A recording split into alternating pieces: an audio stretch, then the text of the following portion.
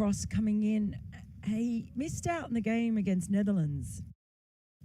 He scored 8, but he's been in a pretty good run of form at the moment, both in the Netherlands and in the first couple of games that they played, or first game that they played here against Nepal.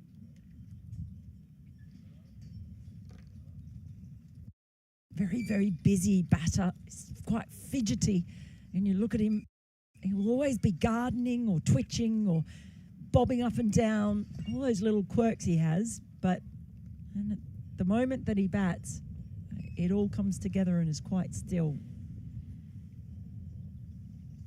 Fascinating phase of the game now. 30 overs bowled.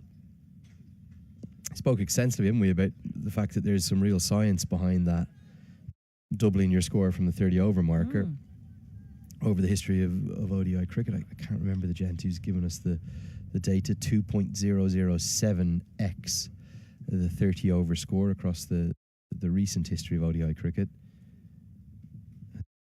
This is down the leg side, so if they can do that there or thereabouts, they should get in and around the 300 marker, as Cammy does well. 3 fielders all working together there, down towards the pavilion end of the ground, cut off right in front of the side screen.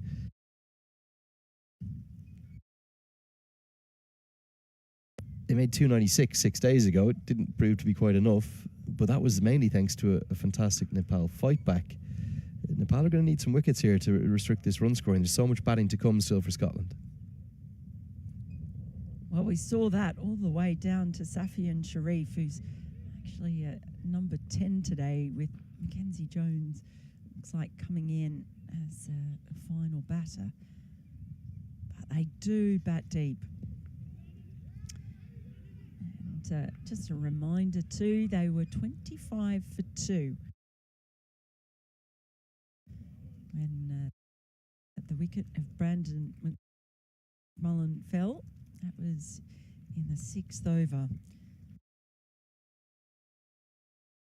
So that really good partnership between Charlie Teare and Richie Berrington just changed the dynamic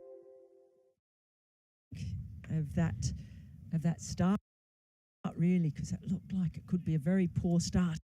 So Richie Berrington perhaps got a very fortunate LBW call in the first ball he faced. He's made the most of it. He's made it count. There's been 2 really close calls. We also saw one go Tears' way. Now he's been dismissed since off Raj Banshi missing the sweep. Thought that was going to go on and thud into the bumps. But yeah, the Berrington was probably really close, wasn't it?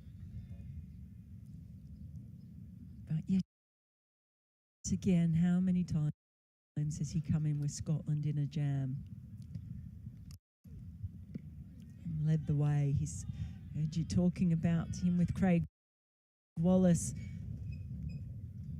about everything that makes him great: his longevity, his leadership, his batting ability.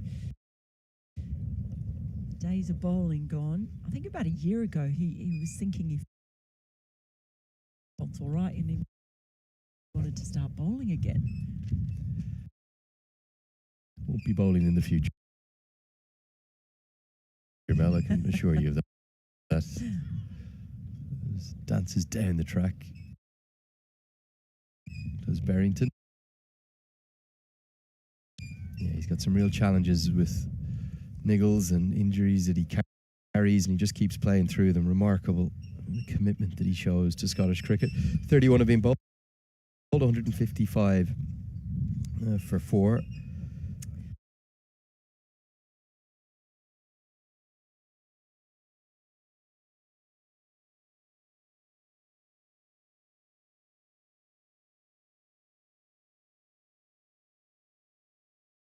Much more of a sense of how wonderful it is seeing all these Nepal fans who have come in today, hundreds of them, all with their flags. I saw so many flags. Bumped to Chris Greaves. He's over there near the sight screen. Very much looking forward to coming back into the side for the T20s in Glasgow that follow this, and for those qualifiers afterwards. If selected, of course. That squad not selected yet. Be interesting to see if Scotland can get a couple of their county players for that. The talk is Brad Curry will be available, which would make a big difference. Yeah, and not just good Nepal fans here, great Scottish support too from the home crowd. They're mainly over in that far corner in front of the drinks tent. And yeah, plenty of reaction to that Craig Wallace interview. Nice to hear from Sean McPartlan. Definitely calling edged wide. Oh, great diving effort. I think it's Arif shaking there, is it? At first slip. Did he get a fingertip on this, or did it just slow up on the outfield?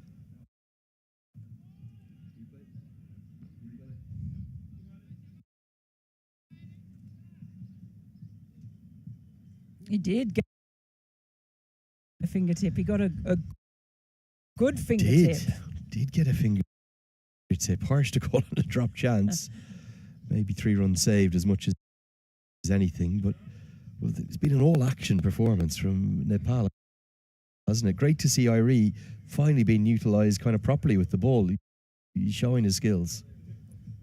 I was surprised not to see him bowling in the first match. Swept and just over the head of Gulshan Jha, who's one of the taller members of this Nepal squad. Well thrown by the man in the crowd. Managed not to spill his drink. Well done, sir. I love watching Richie Barrington sweep. There's one more point I do just want to emphasise before we probably move on about Scotland women too.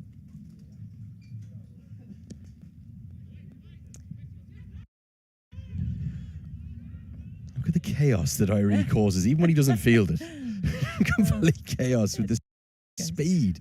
Rajbanshi can't cut off that single. Yeah, the point I want to make is that we if we're trying to spread the game, trying to open up new markets, bring the associates in, the game has to find a way of rewarding really good performances and the teams that move up the rankings. Is there an edge? Yes. Irie is off. Celebrating. He's got 2. Cross just tickles it through to Asif Sheikh, who takes an excellent catch. Irie on fire. Nepal fighting back. Well, Matt Cross might not be happy, but he will appreciate just how good this work was from the keeper. Just the tiniest feathers. That was really well taken. And another wicket falls. Scotland, are they getting themselves into a bit of trouble now? What an impact Dipendra Singh Irie, the tiger himself, is having on this game.